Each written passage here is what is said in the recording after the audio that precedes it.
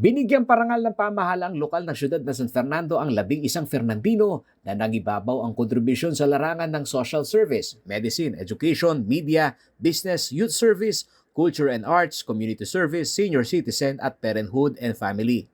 Ito ang the Most Outstanding Fernandino Award o TOFA 2022, kung saan kada ikalawang taon ay pinipili ang mga Fernandino na nagpapakita ng galing at dedikasyon sa kanilang propesyon na nagbigay ng karangalan sa syudad.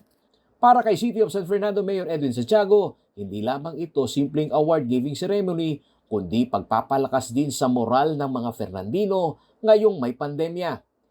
You prove to us that life is a sense of purpose that allows us to find our passions and pursue our goal na hindi na kompromiso ang pagiging makatao.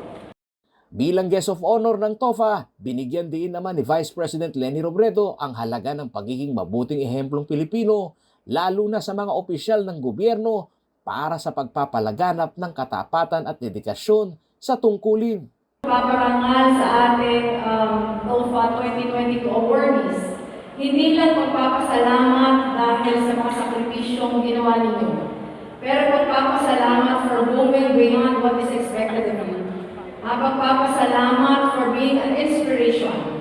For being an inspiration to all of us, especially us public servants.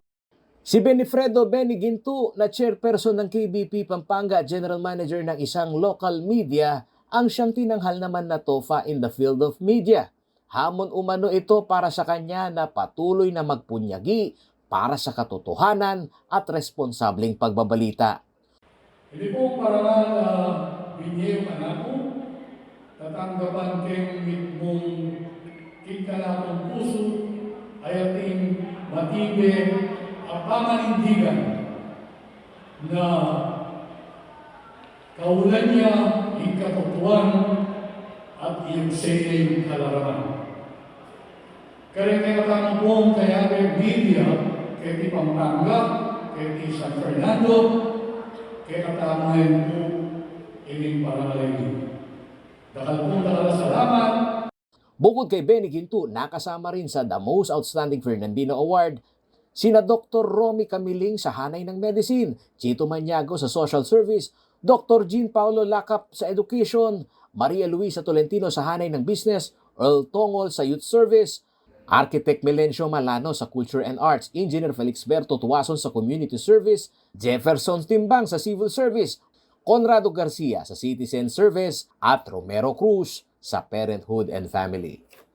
Paolo G. Santos, CLTV News.